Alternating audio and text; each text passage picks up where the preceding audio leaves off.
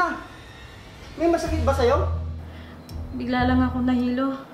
Kulang lang siguro ako sa tulog. Ako na nga lang dyan. Ayos lang ako. Ay! Man! Man!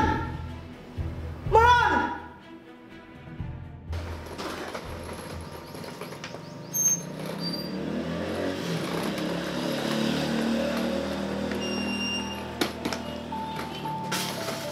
O mahal, mag-iingat ka sa ibang bansa ha. Alagaan mo sarili mo. Tsaka lagi kang tatawag. Oo naman, mahal. Lagi akong tatawag sa'yo. Ayaw mo ba talagang ihatid kita sa airport? Huwag na, mahal. Mas lalo akong mahirapang umalis pag nakikita kitang malungkot. O sige, basta lagi kang mag-iingat ha. Sige, mahal. Baka mahuli pa ako sa flight ko. O sige, basta magchat-chat ka pag nasa airport ka na ha. Sige, mahal. Mag-ingat ka rin dito.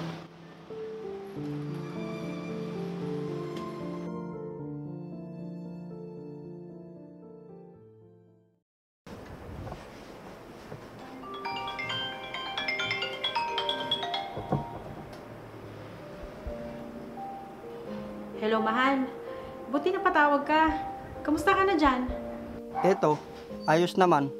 Ikaw, kumusta naman dyan? Di ka ba nahihirapan dahil mag-isa ka lang dyan? Hindi naman, mahal. Nasasanay na rin ako. Mabuti naman kung ganon. Siya nga pala, mahal. Baka bukas pupunta dyan si JR. Ah, bakit daw? Naghahanap kasi siya ng trabaho. Ang sabi niya, kung pwede, dyan muna siya muwi.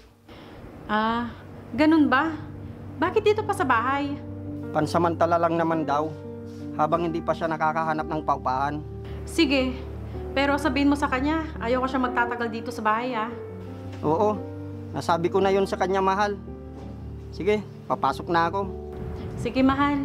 Mag-iingat ka dyan ah.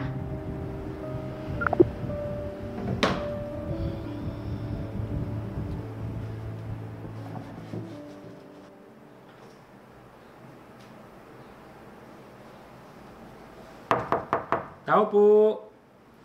Tao po! Tao po! Sandali lang. Oh, JR, ikaw pala. Magandang araw, MC. Nabanggit pa sa'yo ni Kuya Jerry yung tungkol sa pagpunta ko dito? Oo, tumawag siya kahapon, nabanggit niya. Halika, tuloy ka.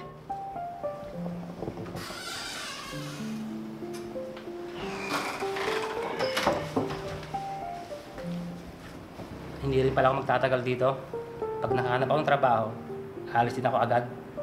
Oo, yun din naman ang sinabi ko sa kuya mo. Hindi rin kasi maganda na nakikita ng mga ibang tao na dalawa lang tayong magkasama dito sa bahay. Huwag kang mag-alala. Ayoko rin naman pag-isipan tayo ng hindi maganda.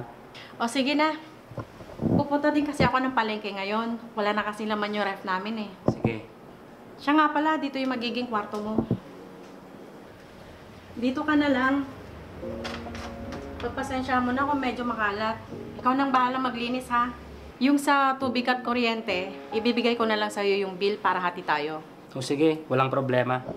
O sige, alis na muna ako. Baka tanghaliin ako ng dating, ikaw munang bahala dito.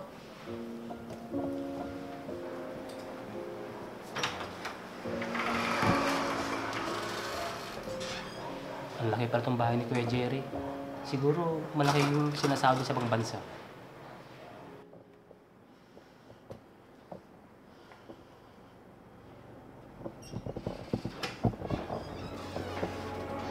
Oh, MC, ano nangyayari?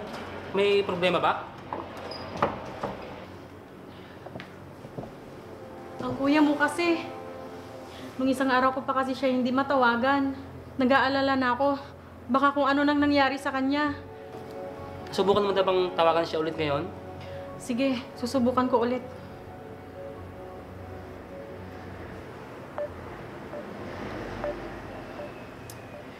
Wala pa rin eh.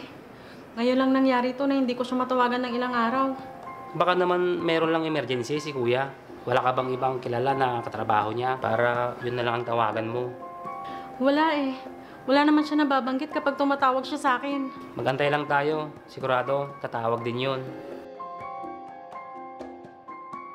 Huwag kang mag-alala. Sigurado ako. Ayos lang si Kuya. Sana nga.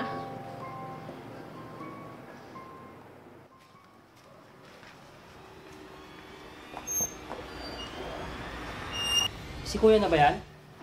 Ayos lang ba siya?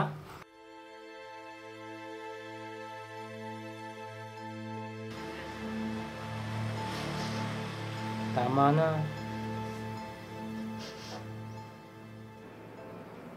Sige ho, pakiayos na lang po ang mga importanteng papeles at pakitawagan ho ako kung kailan ako pwedeng pumunta.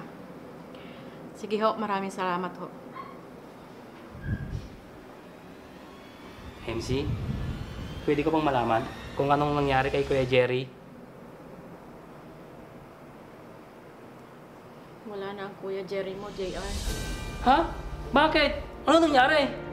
Isa daw siya sa mga nasawi sa pagsabog dun sa pinagtatrabahuan niyang gusali. Hindi pwede mangyari yan. Paano na nasabi? Napatay na si Kuya. Nakita ba nila yung mga labi niya?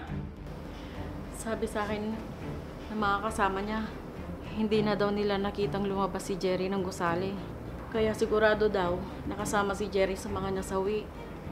Ano sabi ng otoridad? Nahanap ba yung katawan ni Kuya? Halos hindi daw nila makilala dahil sa sobrang sunog ng katawan nila. Hindi pa rin ako naniniwala. Hanggat wala akong nakikita ang bangkay ni Kuya. Kahit din naman ako ayoko maniwala. Pero wala na tayong magagawa kundi tanggapin ang nangyari sa kanya.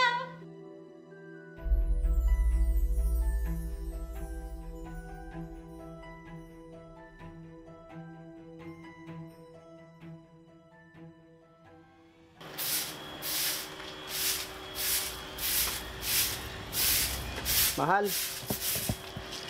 Jerry, Ako nga, mahal! buhay ka? Oo, mahal. Patawarin mo ako kung ngayon lang ako nakauwi. Teka nga, naguguluhan ako. Halika nga muna sa loob at ikwento mo sa akin lahat.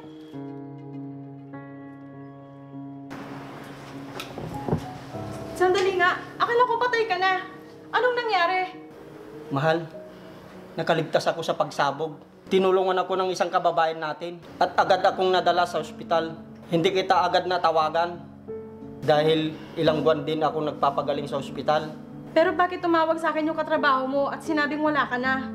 Si Berto ba? Akala niya hindi ako nakalabas ng gusali dahil naiwan ako doon nung sinabi kong lumabas na sila. Dapat tumawag ka man lang sa akin para alam ko. Patawarin mo ako, mahal, kung hindi kita nagawang tawagan. Dahil paglabas ko ng ospital, nagtago ako. Dahil kami ang sinisisi sa nangyaring pagsabog. Ha? Tapos anong nangyari? Makukulong ako kapag nalaman nilang buhay ako. MC? Kuya? Diyan!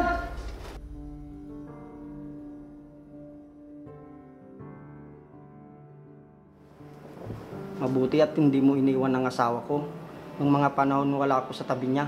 Teka lang, Kuya. Paano ka nabuhay? Nakaligtas ako sa pagsabog. Buti na lang hindi ako napuruhan. Malaking pasasalamat ko at nakauwi na ako. Makakasama ko na ulit ang asawa ko. Sige, Kuya. May iwan ko muna kayo para makapag-usap kayong dalawa. O mahal, kumusta? Balitaan mo naman ako. Tagal tayong hindi nagkasama. Ayos naman, mahal, kahit papano. Mahal, tulungan na kita.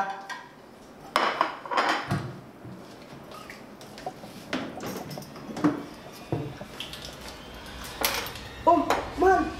Umupo ka muna. May masakit ba sa'yo? Bigla lang ako nahilo. Kulang na siguro ako sa tulog. Ako na nga lang dyan. Ayos lang ako. Mahal! Mahal! Mahal!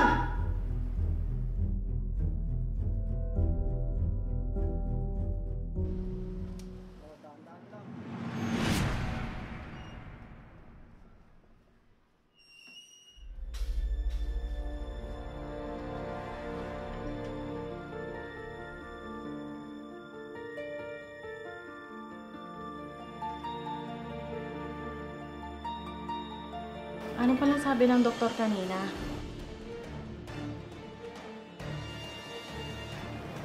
Parang kanina ka pa tulala mula nung galing tayo ng ospital. May problema ba?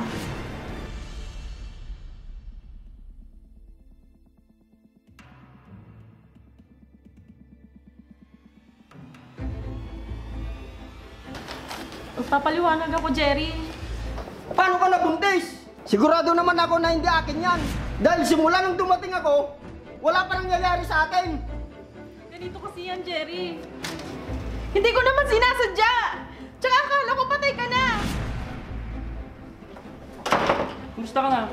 Parang kahit hindi ka magpaliwanag, alam ko na ang sasagot mo. Sagutin? Ang alin? Ano ba nangyayari dito? Oo, Jerry. Tama nga ang iniisip mo. Kaya naman pala hanggang ngayon, nandito ka pa rin. Pati yung asawa ko, inagaw mo na! Teka lang kuya. Di ko sinasadya. Ang alam ko patay ka na. Tama na! Kaya nagawa mong gawin ng asawa ko. Wala kang utang na loob. Pinatira kita dito sa pamamahay ko. Tapos ganito pa ang gaganti mo. Kasalanan ko ba kung mahali ko si MC? Kuya, hindi mo alam ang lungkot na nararamdaman niya nung nalaman niyang wala ka na.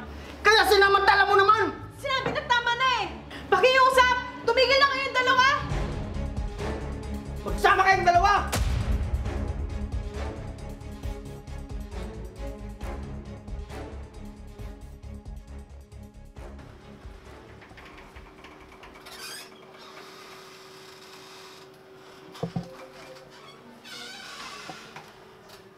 Gusto kong humingi ng tawad. Alam kong kasalanan ko dahil hinayaan kong sarili ko na lamunin ako ng lungkot. At si JR lang ang nandyan para damayan ako. Sinubukan naman naming pigilan. Pero nangyari na eh. Pinalis ko na si JR. Nasa iyo na yan kung susundan mo siya. Patawarin mo ako, Jerry. Pero kailangan ng ama ang batang dinadala ko.